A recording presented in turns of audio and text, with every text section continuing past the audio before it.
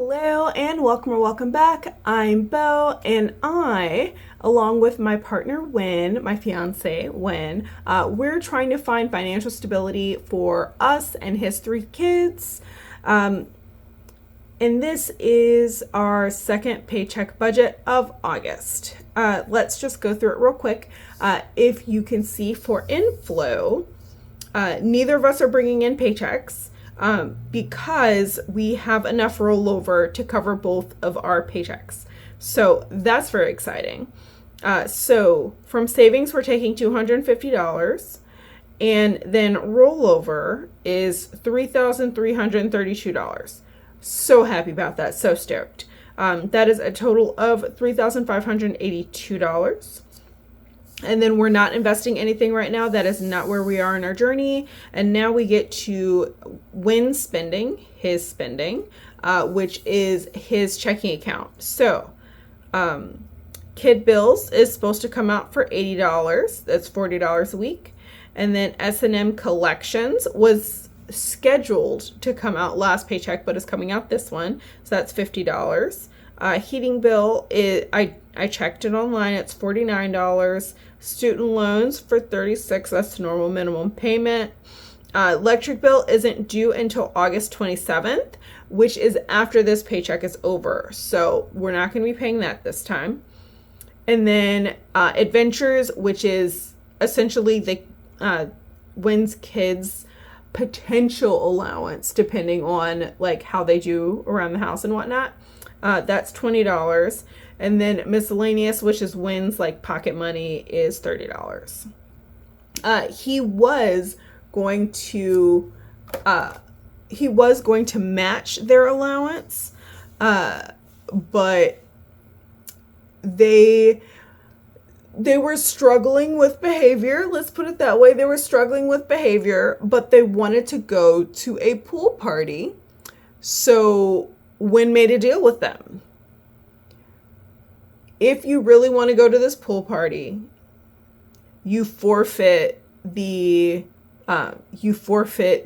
allowance matching, because if you can't act right, you don't get allowance match and go to pool parties. You got to choose. That's the deal that was made. I'm personally okay with it. I think the matching allowance was a bit ambitious, considering like Wynn doesn't have a full-time job right now, but that's my 2 cents. I think this is much better. They're still going to be earning their allowance. They're just not getting double the allowance. They'll be okay. They really will. They were just going to use it on Roblox anyway. And then he should be rolling over $1,572 to the next paycheck, which is fantastic because that's enough to cover another paycheck, or almost anyway. Rent would be the next paycheck, so that might actually come up short. We shall see how that goes. But I'm very pleased with how much he's going to roll over, because this really isn't much. So that is a subtotal of $1,837, and that leaves us with $1,745. And he is not saving anything right now because he is only working part-time, so he will start saving again once the new school year starts. We will both start saving again once he gets that first paycheck. Now we get to her spending, which is moi. It's my spending, my checking account. My monthly bills, we're only going to have the $18 for my car wash subscription. And then his debt, I'm planning on paying $167. Dining out, we're aiming for $30. Might not reach that, but we're aiming for $30. And then envelopes, which are my like revolving everyday spending, that's $530. And I'm planning to roll over $750, so that is a subtotal of $1,495, and that leaves us with $250. Again, not saving anything until Wynn gets his first paycheck of the school year. And then for savings spent, back to school is getting $250. We might not spend all of that, but they're going to need they're gonna need some stuff for school. So we'll see how much it costs. But that is all that we had left. So that is a zero-based budget. And if you did not know, zero-based budget does not mean our bank account goes to zero. It means every dollar has a job. So if you wanted to know how these envelopes, these revolving funds work, how they break down, this is my little sheet that I use. I pre-filled it out just so that I made sure that my math was correct. But for this week, so this is going to be week 3. So we're starting with $10 for groceries. We're adding 90. And then bulk buys, we're adding 40. Transport, we're adding 60. Well, okay. Correction.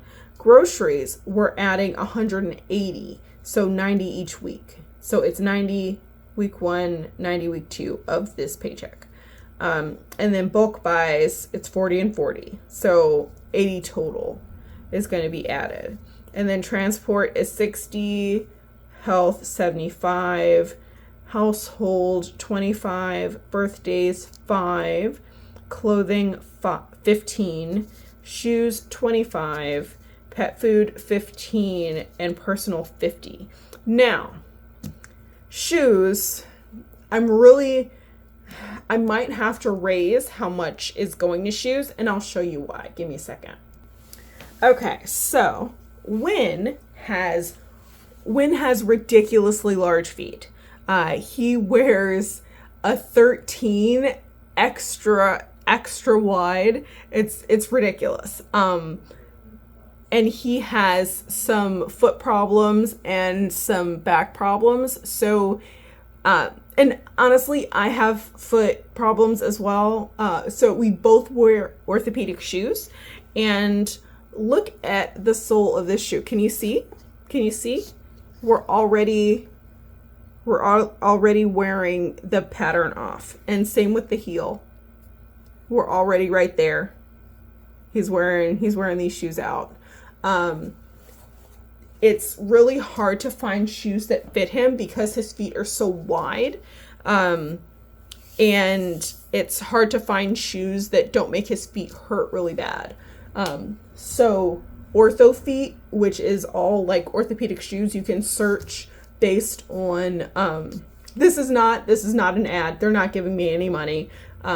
They just are shoes that we both love. So you can search on Ortho Feet based on what condition you have. So like I have plantar fasciitis, which causes like excruciating pain in my feet, and Wynn has basically his feet are too wide, so like his toes got smushed and bad things. It's like almost like a bunion. It's bad.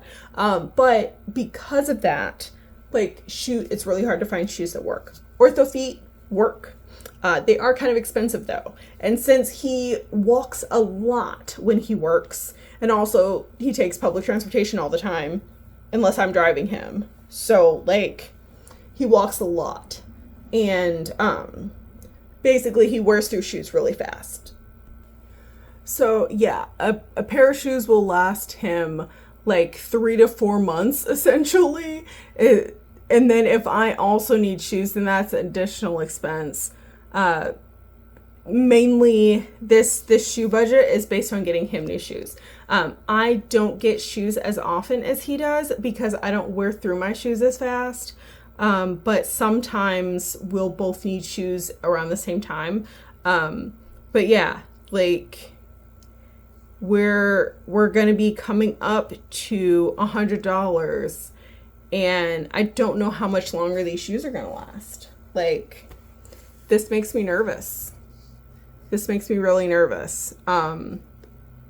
So it's not worn all the way through, but the tread is pretty darn worn. So I don't know how much longer these will last before like he pops a hole in them. So I might have to put more in here and buy him some shoes. If not, this paycheck, then I might have to buy him new shoes next paycheck.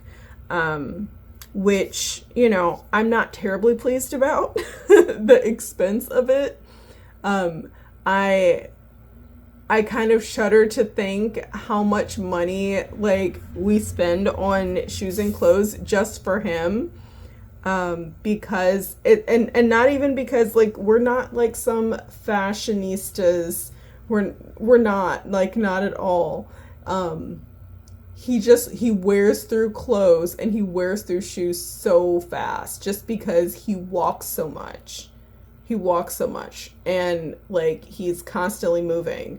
So it, like, he just, you know, he'll pop a hole in like a pocket of a shirt and then it'll just like rip and it'll just be ridiculous. And same with his socks. Like, he'll wear holes in his socks. And we just have to we go through clothes and shoes so fast. That's part of why we separated these into two categories. And that's one thing that goodness gracious, I'm just going off on a tangent. But I know you might have noticed I have a lot of categories here. And part of that is because I like to protect, if I see that there's a problem and things are getting imbalanced, I try to protect a category. And that might mean I go over budget in another one, but I'll at least contribute at least the minimum to the ones that I really need the money to. So like, I absolutely can't take from shoes to get clothes. I can't. I'd rather go over budget in clothes and preserve shoes, because shoes are like, they're more expensive. Like, if I get Win like new socks or something, or I get myself new socks, I have bought new socks recently. That is nothing compared to how much shoes cost. So I try to preserve shoes by separating these into two categories. And same with groceries and bulk buys. I was going over budget in groceries because of the bulk buys that we were doing. So I separated them out and essentially raised the grocery budget. But I separated it out so that there would be more, there would be $40 each week in bulk buys, because bulk buys kind of need to be preserved because the cost per unit is so much cheaper than regular groceries. Like, it saves a lot of money, so it's worth it to preserve more of this and end up with more like rolling over. Because it's just, this is one of those like costs of being poor, essentially. Not that we're like in poverty, but you know, we're lower income considering we're trying to raise 3 kids. They do have their mom as well, but like, sorry, I'm tangenting all over the place. I'm just rambling.